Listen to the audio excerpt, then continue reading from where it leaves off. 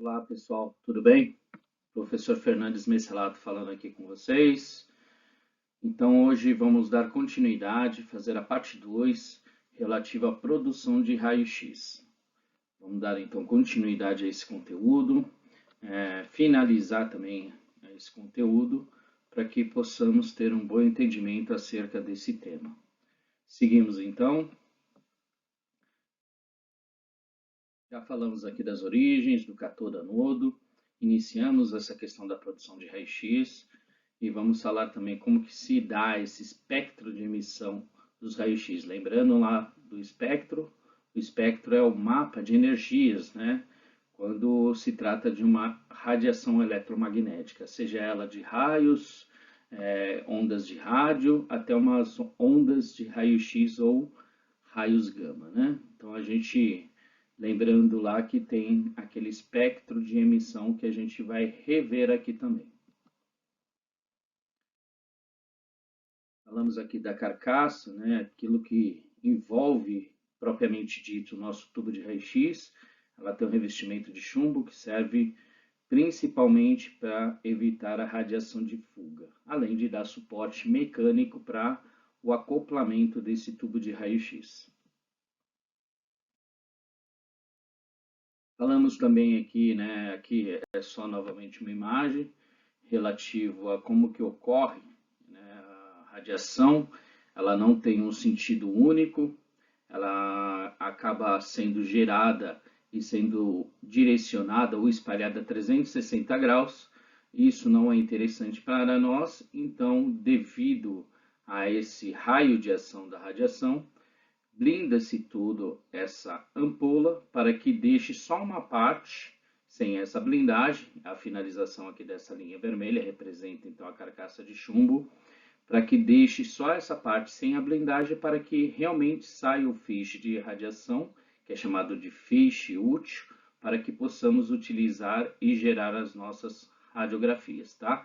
Essa região então é chamada de janela, que é a única parte então do nosso envoltório, da nossa carcaça de chumbo, que não tem propriamente essa blindagem, justamente para que possa sair aqui o nosso feixe útil. Lembrando então que esse tubo de raio-x está imerso aqui em óleo isolante, que tem a finalidade de isolamento térmico e elétrico, além do que dentro dessa ampola aqui nós temos propriamente o nosso cátodo e anodo, e dentro dessa ampola, essa carcaça agora de vidro aqui mais interna, nós sabemos que aqui é feito vácuo, ou seja, não tem matéria, tá ok? E lembrando também que nessa janela ainda é interposta aqui, também aqui um filtro adicional, que é um filtro com uma equivalência de alumínio aqui, ok? Para retirar aqueles raios que são menos úteis, ou seja, aqueles raios que só vão gerar dose para o paciente. Além do mais, sabemos que, como a produção de raio-x ocorre aqui na interação dos elétrons com o nosso anodo, então esses raios têm que passar também aqui pelo vidro, pelo óleo isolante e outras partes aqui mecânicas que tem no próprio aparelho, e isso acaba de uma forma ou de outra também ocorrendo uma filtração. Então raios chamados mais moles vão acabar ficando retidos, ou seja, sendo absorvidos por essas partes. Esses raios de fato não formariam imagem, só acresceriam dose ao paciente. Então, de certa forma não, com certeza isso é favorável ao nosso paciente e à nossa produção da radiografia.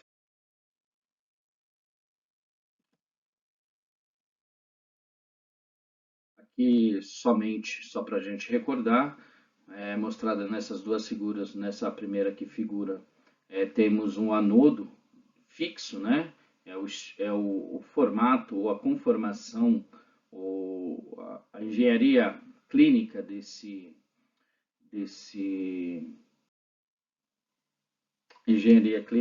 equipamento.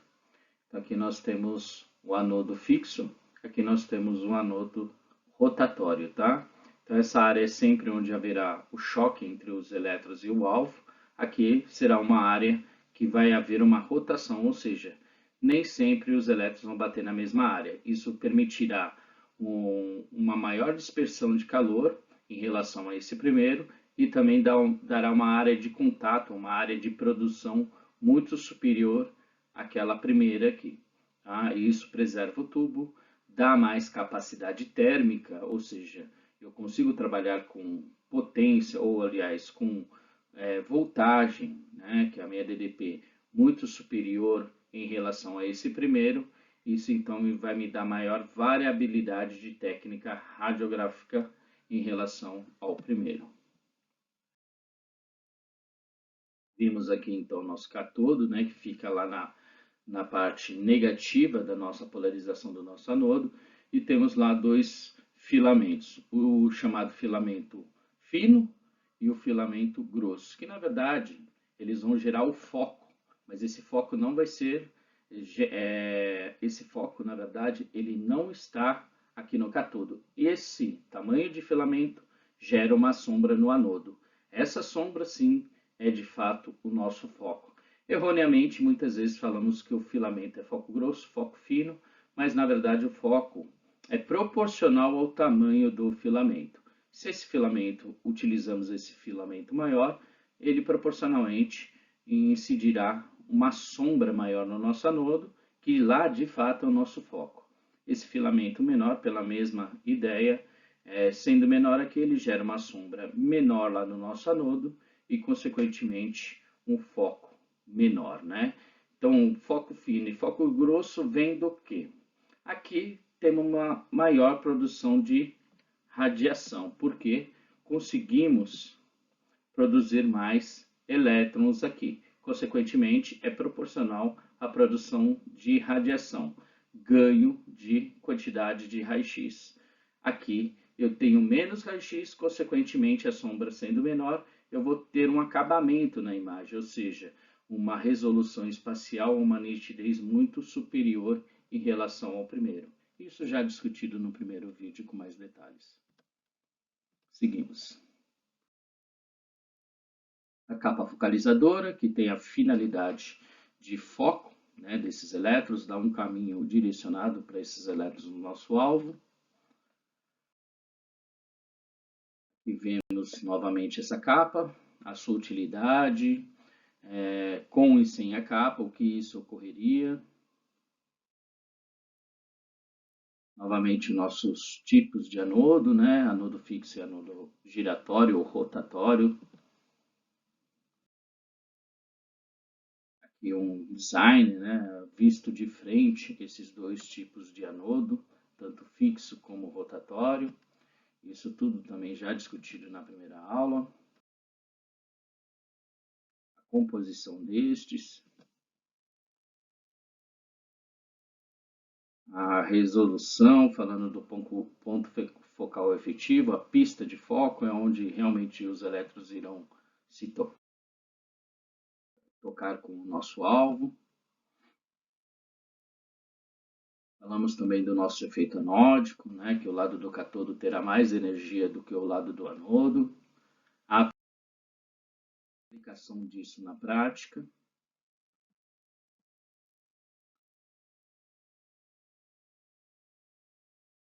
Uma radiografia para exemplificar a interação da radiação com a matéria e, de fato, como utilizamos ao nosso favor o efeito anódico para que possamos ter uma radiografia de qualidade. Aqui nesse primeiro caso não foi utilizado o efeito anódico, no segundo caso o efeito anódico foi praticado com o posicionamento correto do nosso paciente. E chegamos agora, de fato, à nossa produção de raio-x. Bom, vamos lá então, falar sobre essa produção, dita produção de raio-x aqui, né? Lembrando então que o nosso polo positivo aqui é o nosso anodo, nosso polo negativo aqui é o catodo. Bom, vamos imaginar então que essa produção de raio-x, fazer uma analogia simples, com o apagar e o acender de uma lâmpada. Quando eu acendo a lâmpada, eu tenho emissão de luz, gera-se luz, se faz a luz. Quando eu apago, não há mais emissão de luz e eu fico no escuro. Aqui na produção de raio-x, a gente pode trazer essa analogia da lâmpada da mesma forma aqui para a produção de raio-x. Quando há o preparo e disparo da radiação, gerei raio-x. Quando cessa esse tempo de exposição, acabou-se o raio-x. Por que eu estou dizendo isso? Primeiramente porque acabou-se a causa, acabou-se o raio-x, acabei de realizar o raio-x, não preciso prender a respiração alguns segundos, não tenho que esperar alguns segundos para ir adentrar novamente a sala de exame, né? Sair do meu biombo lá e ir até a sala de exame, não preciso prender a respiração, colocar uma máscara, nada desses mitos, tá? Isso realmente é um mito, porque acabou a causa, acabou-se o efeito, ou seja, acabei de expor a radiação, não existe radiação residual na sala de exames. Isto é mito, tá? Vamos primeiro começar por aí, tirar esse mito aí que é muito errôneo e é difundido muitas vezes aí em redes sociais ou mesmo entre os pares aí, entre os colegas, tá ok? Então, estabelecido esse ponto, né, de mito, vamos então dar continuidade aqui de fato à nossa produção de radiação. Então, sabemos lá que temos aqui o nosso polo positivo, né, que é o nosso anodo, onde está aqui de fato o nosso alvo. Temos aqui o nosso polo negativo, que é o cátodo, e temos aqui o nosso filamento. Lembrando que a corrente que aquece aqui esse filamento, tá? O filamento eu posso ter dois, aqui eu só estou representando um, ok? A corrente que percorre esse filamento é medida ou mensurada em ampere, tá? E ela pode ter uma variação de 5 a 8 ampere, dependendo do equipamento. Isso é a corrente própria somente do cátodo. É uma corrente considerada alta. Por quê? Para que haja mesmo, de fato, aqui um aquecimento desse filamento, que nada mais é do que um fio de tungstênio, né? Um fio de tungstênio. Então, quando a corrente elétrica percorre esse fio de tungstênio aqui em formato de espiral, ele vai aquecer esse metal, vai haver a liberação de elétrons, e esses elétrons é que vão ser os responsáveis com a sua interação aqui com o alvo da produção de radiação X. A corrente, ou seja, o fluxo de elétron que vai percorrer, que vai sair daqui desse meu filamento após essa passagem de corrente, vai ser direcionada aqui para o meu alvo. Então, esse fluxo aqui de corrente, esse fluxo de elétrons, tá? Representado aqui pela letra E, né? Esse fluxo de elétrons que vai sair aqui do meu cátodo e ser direcionado aqui para o meu anodo, esse fluxo de elétrons, que também é uma corrente, vai ser medida em miliampere. Então, podemos deduzir que a corrente do tubo eu meço ou eu consigo mensurar em miliampere. A corrente exclusiva do cátodo vai ser em ampere. E esse processo de passagem de corrente e aquecimento aqui desse filamento tem um nome. E esse nome aqui é o efeito termoiônico. Termoiônico. Tá? Efeito termoiônico, também conhecido como efeito Joule. Tá? Efeito Joule ou efeito termoiônico. Por que termoiônico? Termo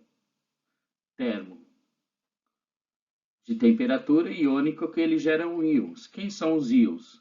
Íons são os elétrons, uma carga negativa, né? Lembre-se lá, quando eu não tenho nada para estabilizar, se eu tivesse uma carga positiva aqui, ele não seria íon, ele estaria estável, então não seria considerado um íon. Então é uma carga livre lá, que é o elétron, ele é um íon, e pela passagem da corrente aqui gera-se calor. Lembrando lá que na produção de raio-x, 99% dessa produção vai ser calor e apenas 1% vai ser raio-x. Então, aqui da interação aqui de toda essa produção de radiação X, do aquecimento até a interação aqui com o alvo, vai se produzir 99% de calor dentro desse tubo e apenas 1% será raio-x. Por isso, da importância do material, tanto alvo como do filamento, ter um alto número atômico, porque isso vai proporcionar para mim bastante fluxo de elétrons, lembrando que um átomo estando estável, ele terá 74 prótons de número atômico e 74 elétrons também, tá? Isso a gente está falando de um átomo, aqui são milhões e trilhões de átomos, né? Então vai ter uma disponibilidade de elétron muito grande aqui para minha produção de radiação X. Por isso, isso é um dos fatores da escolha do tungstênio para a produção do filamento e também do alvo. Outro motivo também que ele aguenta muito calor, ou seja, o seu ponto de fusão é muito alto, cerca de 3.400 graus Celsius. Lembrando lá que a produção de radiação X, ela pode chegar até dos 2.000 graus Celsius, tá? Então, a produção de radiação X, ela pode chegar até 2.000 graus Celsius. O meu ponto de fusão do meu material, tanto o alvo que está aqui no meu anodo, como do meu filamento, ele pode chegar até 3.400 graus Celsius. Então, ele tem uma margem considerável aqui para aguentar esse calor. Então, sabemos então que aqui há essa produção, então, pelo aquecimento desse filamento, haverá então uma produção, uma liberação aqui de elétrons, que é a chamada nuvem eletrônica, e é essa nuvem eletrônica aqui que será direcionada aqui para o meu alvo. A corrente, então, que passa, ratificando, a corrente que passa aqui no meu filamento, é mensurada em ampere. A corrente do meu tubo vai ser dada em miliampere, tá? Ou seja, 1 milésimo de ampere, tá? Só para ficar bem claro isso aí.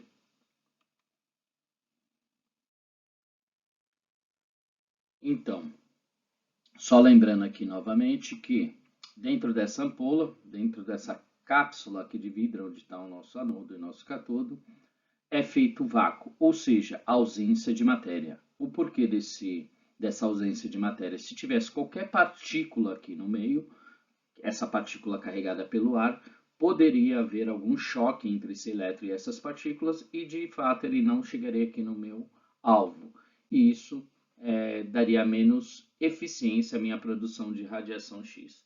Por isso é feito vácuo aqui na minha ampola. Então lá, vamos ver aqui um pouquinho dessa animação para ver como que ocorre essa produção de radiação X. Então temos aqui então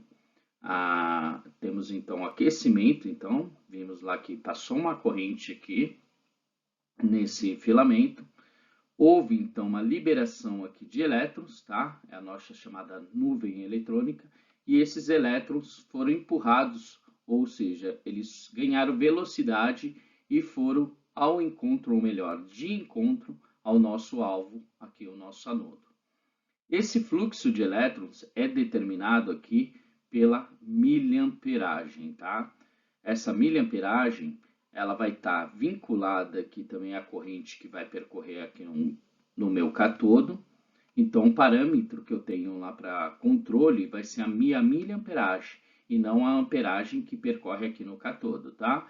Então, dependendo dessa miliamperagem, o aparelho automaticamente já seleciona a corrente adequada para passar aqui no catodo.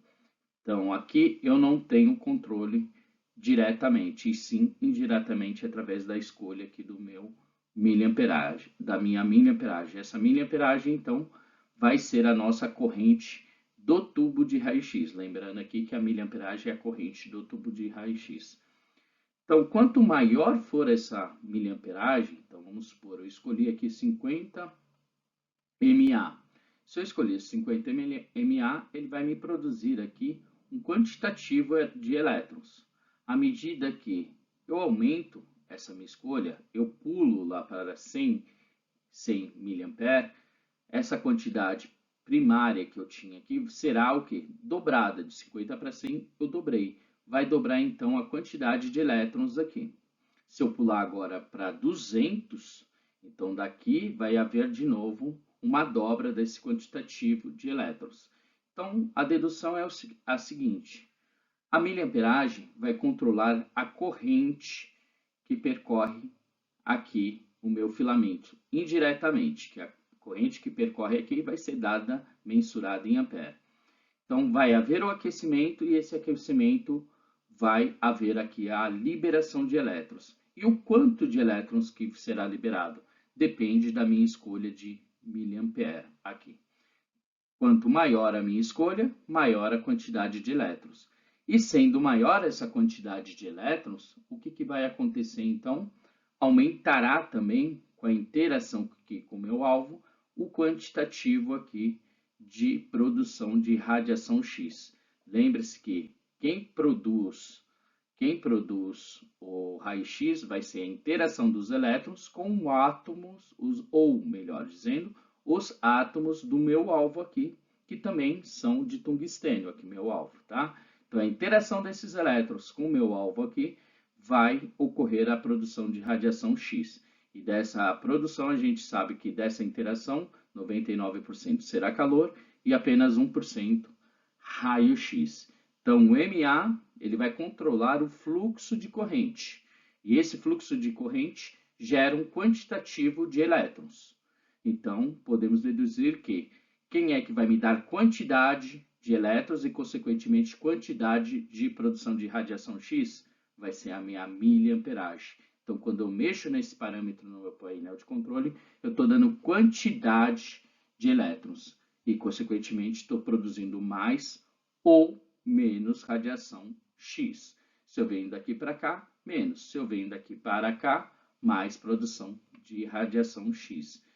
Então, ok. Entendido isso, vamos lá, vamos dar prosseguimento. Então, houve o aquecimento, como já mostrado na animação, liberação de elétrons, e esses elétrons agora, eles não estão estáveis aqui, eles têm cargas similares, então eles estão querendo se repelir, estão querendo sair aqui, né, ficar mais confortáveis, e desse lado aqui tem um acúmulo menor aqui de elétrons, então esse lado já é confortável para eles, tá? Porque existe uma diferença de potencial entre esses dois polos. E quando eu aplico uma DDP, ou seja, a minha quilovoltagem, que nada mais é que minha DDP, eu entrego a esses elétrons energia cinética, tá? Energia cinética. O que é essa energia cinética? Nada mais é do que energia de movimento, uma aceleração a esses elétrons. Então, imaginem vocês aqui, esses elétrons já estão desconfortáveis nessa posição aqui do meu cátodo, né? Eles já estão desconfortáveis aqui nessa posição. Eles querem encontrar um local que seja mais favorável para eles, que eles não fiquem tão estressados, porque eles estão se repelindo aqui. Ainda eu acabo direcionando eles para essa região que é mais favorável para eles, como? Com a interposição de uma velocidade. Eu dou uma força para que esses elétrons saiam desse polo aqui negativo e venham aqui para esse polo positivo, ou essa região alvo positiva aqui, que é meu anodo. E como que eu meço, ou como eu mensuro essa força? Através da minha voltagem, ou seja, da minha quilovoltagem, 1000 vezes o valor do volt, tá? Então, quando eu vou lá no meu painel de controle e seleciono lá 40 kV, 70 kV, 150 kV, 90 kV, eu nada mais estou fazendo do que entregando uma aceleração a esses elétrons, que é a minha diferença de potencial, ok? Então, vou entregar a esses elétrons uma diferença de potencial, que é a força cinética, energia cinética. Então, esses elétrons agora vão vir aqui, vão vir acelerados vindo do cátodo, vão interagir aqui com o meu anodo e vai gerar o meu raio-x aqui, né? Então, vimos lá e gerou o meu raio-x. Vamos entender um pouquinho mais sobre isso. Sabemos, então, que esse kV é a força de aceleração, que é também chamado de energia cinética. A gente sabe que nem toda essa energia é convertida em radiação X. Sabemos que dessa energia, desse 100% de energia cinética, 99% vai ser calor e apenas 1% vai se transformar em radiação X. Eu tenho 100% de energia cinética que foi entregue aos meus elétrons. Desse 100% de energia entregue aos meus elétrons, vai haver uma conversão dessa energia. De que forma? 99% vai se transformar em calor e apenas 1% em raio-x. Então, quando eu seleciono lá também o meu KV, vamos retomar aqui, eu estou entregando uma energia, uma força de aceleração a esse meu elétron. E essa força de aceleração vezes o elétron, eu vou ter 1 kV, que isso é uma mensuração de energia.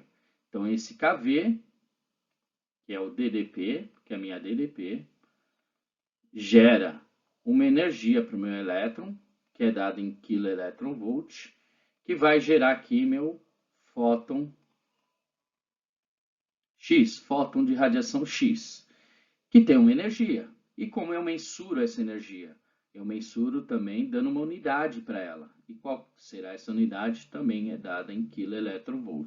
Então, o KV, na verdade, é a força de aceleração, é a energia cinética. Tá? É a energia cinética que eu vou entregar para quem? Para o meu elétron. Tá? Então, aqui é a voltagem. Esse elétron ganha energia cinética. Essa energia cinética da interação com o meu alvo gera os fótons de radiação X. E como eu mensuro esse fóton de radiação X? Através de energia. Tá? E essa energia, qual que vai ser a unidade que eu vou aferir essa minha energia? Também vai ser em kV. Tá? É a unidade, assim como quilograma, assim como metro, é uma unidade da energia do fóton do raio-x e também uma energia do elétron quando acelerado, tá? Então, o meu KV, a minha quilovoltagem, ele vai gerar aqui ao meu feixe qualidade. Por que qualidade? Quanto maior eu escolho o meu KV, vamos supor, eu tenho aqui 50 kV, 70 e 90 kV. Tá? Todos esses aqui são kV. Quanto maior a escolha do meu KV, maior será. Então, um KV maior. Tá? Aqui essa setinha significa que eu estou aumentando o meu KV. Ele vai gerar raio-x mais penetrante. Lembre-se que 50 kV, 70 kV e 90 kV é a força. Então, quanto mais força eu dou a esse elétron, mais interação ele gera, mais radiação ele vai gerar, uma radiação com maior energia. Eu estou dando mais energia aqui para o meu elétron. Então, à medida que eu dou mais energia, ele vai gerar raios-x mais energéticos. E esses raios-x a gente já sabe que ele penetra coisas, entre aspas, né? Penetra o tecido biológico. E quanto maior essa energia, mais penetrante ele se torna. Ele atravessa com maior facilidade. Né? E lembrando também que esse KV vai ser o fator primário, de contraste. Ele que gera o contraste da imagem. Vamos observar aqui o que eu quero dizer com contraste. Observamos aqui uma região entre os dedos, aqui, entre a região dos metacarpos e entre as regiões das falanges, aqui, observamos aqui uma região mais escura. E observamos aqui no osso, tanto no osso trabeculado como no osso cortical, uma região mais clara. Então, vemos o branco, né, uma região mais branca e uma região mais preta. E isso é dado o contraste da imagem, tá? E isso é o contraste, a diferenciação entre um ponto e outro. Lógico, temos milhões de pontos aqui entre uma estrutura e outra, mas você tem que ir imaginando globalmente ou avaliando globalmente, nós podemos avaliar que o contraste é a diferença entre os tons de cinza. Tá? Aqui, por exemplo, nessa barrinha aqui inferior, na nas minhas canetas aqui, se eu pintar aqui uma barrinha amarela, uma barrinha verde, uma barrinha agora aqui selecionada azul e uma barrinha lilás, creio que todos consigam enxergar essas cores, certo? Consigam enxergar essas 4 cores, fora a cor de fundo também, onde eu desenhei essas barrinhas. Por que vocês enxergam? Vocês conseguem distinguir com seus olhos as tonalidades de cores que cada uma dessa tem como característica. Isso é o contraste, tá? O contraste do amarelo com o fundo em relação também ao verde, em relação ao azul, em relação ao roxo. Quando falamos do contraste radiográfico, estamos nos referindo agora às diferenças de tons de cinza. Então, se eu for observar com mais critério aqui, eu vou observar que essa região aqui mais central, eu tenho uma tonalidade de escuro, de um cinza escuro, mais acentuada. Nessa região onde eu tenho uma parte mole também, eu vejo um cinza um pouquinho mais claro. Em relação a essa, eu já vejo que esse cinza é um pouco mais claro ainda. Se eu for aqui para dentro do osso, se eu observar só a cortical ou só essa linha mais externa, periférica, eu consigo avaliar aqui que aqui é muito mais claro, tá? E quando eu vou para aqui, para dentro desse osso aqui esponjoso, eu observo que ele é mais escuro. Isso são diferenças de tonalidades. Agora, aqui na radiografia, a gente observa diferentes tons de cinza. Aí, com isso, a gente vai conseguir distinguir estruturas e também distinguir patologias. Vindo aqui, ó, com mais critério ainda, a gente observa aqui, ó, nesse 5º dedo, mais precisamente na falange proximal do 5º dedo, a gente observa aqui dessa cortical que há uma descontinuidade. Observamos aqui, então, uma descontinuidade. Essa descontinuidade é uma fratura. Entrou ar aqui, então o que acontece? O ar ele acaba sendo mais facilmente penetrado pela radiação e a gente observa uma linha de fratura aqui, bem evidente na primeira falange do 5º dedo. Então, isso me proporciona uma tonalidade de cinza distinta e isso também é um indicativo aqui para eu conseguir avaliar estruturas de uma forma diferenciada, tá ok? E isso vai ser uma grande vantagem ou uma das grandes vantagens que o raio-x nos proporciona. As diferentes densidades do corpo me proporciona diferentes tons de cinza, porque essas estruturas terão diferentes densidades. O osso rádio, aqui mostrado, é muito mais denso do que a minha ulna. O rádio é mais denso que minha falange intermédia, tá? Então, vai haver mais absorção aqui de radiação X, a maior facilidade de penetração aqui.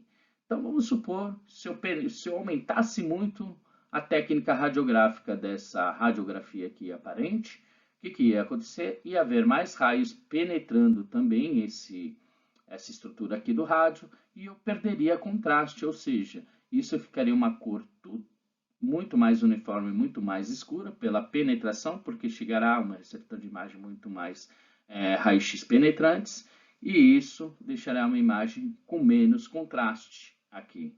Né? Então, o raio-x, o KV, ele vai me dar essa força de penetração.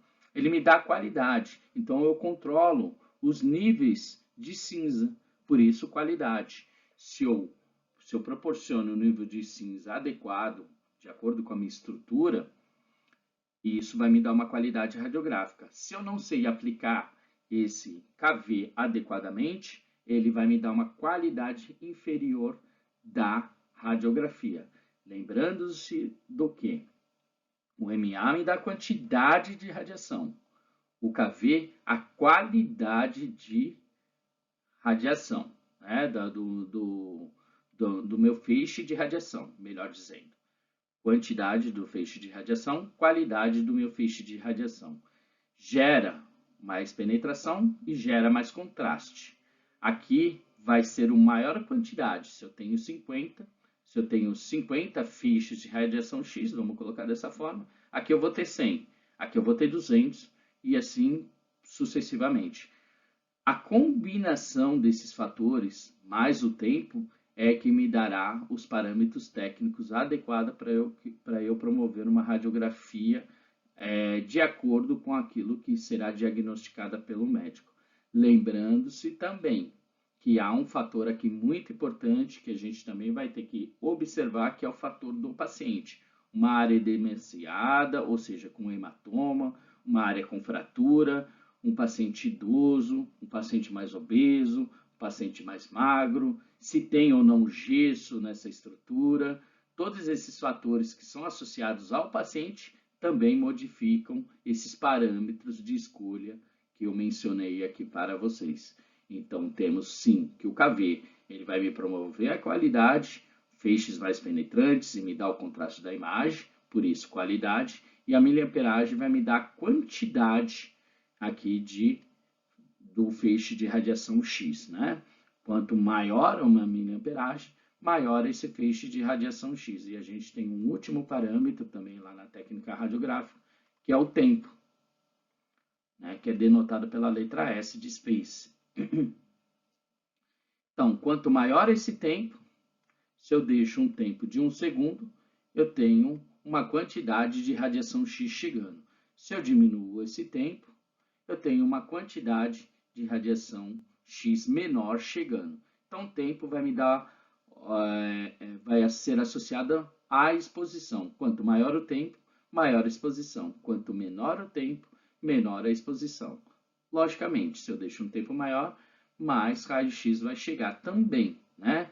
É você abrir a torneira lá. Se eu deixar um tempo de 1 segundo, vai encher uma garrafa aqui, vai encher a minha garrafa de água até a metade, com 1 segundo. Se eu tenho essa mesma garrafa aqui agora, e abro um pouco mais a minha torneira, deixo um tempo, na verdade, né? Não abrir.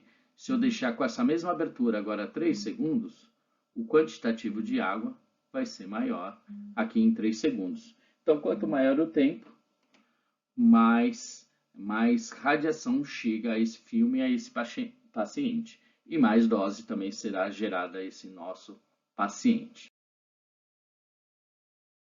Bom, resumindo essa tela, então os elétrons acelerados que virão lá do meu cátodo incidirão ou haverá uma colisão lá com o meu anodo e dessa colisão será gerado o nosso raio-x. E esses raios-x serão úteis para a formação da nossa radiografia. Esses raios-x, então, como eu já disse, são da interação, né, são projetados lá do cátodo para o anodo. Através de quem? Quem dá movimento a esses elétrons será a minha energia cinética, tá? E quem acelera, quem é que faz essa aceleração, é a minha DDP. Entrega energia ao meu elétron e esse elétron será convertido aqui em radiação X. Tá? Então, o aumento da corrente elétrica aumenta a quantidade de calor. E a eficiência ou qualidade dos raios-x é aumentado quando eu escolho a minha tensão ou a minha quilovoltagem. Então, quanto maior a minha corrente, maior o calor também gerado. Consequentemente, também tenho mais produção de raio-x, tá? Então, o fator MA controla a quantidade de radiação X, o fator KV controla a qualidade dos raios-x. Tá? Aqui está o espectro de emissão de raio-x para a gente discutir um pouquinho das qualidades ou das propriedades propriamente ditas do nosso raio-x. Já discutimos em outro momento a questão desse espectro, que nada mais é do que um mapa lá de energia dessas radiações eletromagnéticas, assim como outras radiações eletromagnéticas já conhecidas, como as ondas de rádio, as ondas de TV, micro-ondas, celular, luz visível, entre outros, infravermelho, ultravioleta, seja qual for a radiação eletromagnética, elas vão ter propriedades similares. Então, eles vão ter frequência, que é medida em hertz, vão ter energia, que é medida em eletronvolts, vão ter comprimento de onda, né? Comprimento de onda, vão ter frequência, energia associada. Então, o que diferencia uma onda de rádio para o infravermelho? É a energia que ele carrega, tá? Ambos vão ter comprimento de onda, ambos vão ter frequência, mas terão agora aqui energias diferentes, tá ok? Agora, quando a gente vai lá mais para o extremo, mais à direita aqui, a gente percebe então que o comprimento de onda se diminui, o intervalo de repetição aumenta, ou seja, eu tenho um comprimento de onda baixo, eu tenho curto, né, melhor dizendo, eu tenho uma frequência que se repete, ou seja, o aumento da frequência, consequentemente, eu vou ter uma energia muito, muito, muito maior, tá? Então, quanto maior a energia, maior será a frequência associada a essa onda, tá? Essa onda é dita como onda eletromagnética, porque ela terá o comprimento elétrico e magnético, e são características de radiação, seja ela radiação não ionizante, quando ela não tem capacidade de ionizar a matéria, ou ionizante, quando ela tem capacidade de ionizar a matéria. Ionizar a matéria com uma radiação é arrancar, no caso aqui, arrancar um elétron lá da eletrosfera dessa estrutura, tá? Então, aqui a gente classifica a radiação como não ionizante, como também como ionizante, aquela que é capaz de promover ou arrancar um elétron ou desestruturar um átomo. E essa desestruturação do átomo pode levar a um efeito danoso a essa estrutura. Por isso, a radiação ionizante é perigosa, tá ok? Então, temos aqui algumas propriedades dos raios-x, né? Então, ele tem um curto comprimento de onda, alta frequência, se repete muito mais rápido, o espaçamento dessa frequência é bem curtinho, ele tem origem na interação com a eletrosfera, a gente vai ver aqui com mais calma isso aqui, o que quer dizer essa origem na eletrosfera, da interação. Ele não possui carga, tá? Radiação eletromagnética, que os raios-x são radiações eletromagnéticas, ele possui fótons, que são pacotes de energia, mas não possui carga positiva ou negativa, e sim somente energia. Tem o poder de ionizar átomo, portanto, são ionizantes. Esses raios-x, eles não saem com uma única energia, né? Quando é gerado lá o feixe, nem todos esses feixes de radiação X têm a mesma energia. Vai ter uma energia aqui de pico, que é a escolha lá que eu coloco na minha quilovoltagem, 70 kV, por exemplo, vai gerar fótons de raio-x até de 70 kV. Mas pode ser também que gere radiação X com 40, pode ser não, vai gerar com 45, com 60. E qual é o máximo que ele vai chegar? A 70, que foi a minha escolha lá. Mas ele tem outra gama de energia também associada aqui. Então, é dito um feixe polienergético, ou seja, tem mais de uma energia na constituição desse feixe de radiação X. Eles percorrem em linha reta, eles não saem assim, ó, fazendo desvio. Ah, eu vou aqui, eu vou para cá, vou para cá. Não, eles percorrem um caminho reto. Eles são divergentes. Divergentes é que eles seguem aqui caminhos distintos, né, em formato de cone, mas não saem fazendo curvinhas aqui, ah, vou para cá, eu vou para cá, vou para cá, não, eu quero ir para cá, não, isso não. Eles são divergentes, porém percorrem em linha reta, tá ok? Então, isso aqui são algumas propriedades dos raios-x. Além do mais, sabemos que ela tem a capacidade de ultrapassar ou penetrar matéria, gerar ionização, promover mudanças significativas biológicas ao tecido, entre outras características associadas aos usos de raio-x.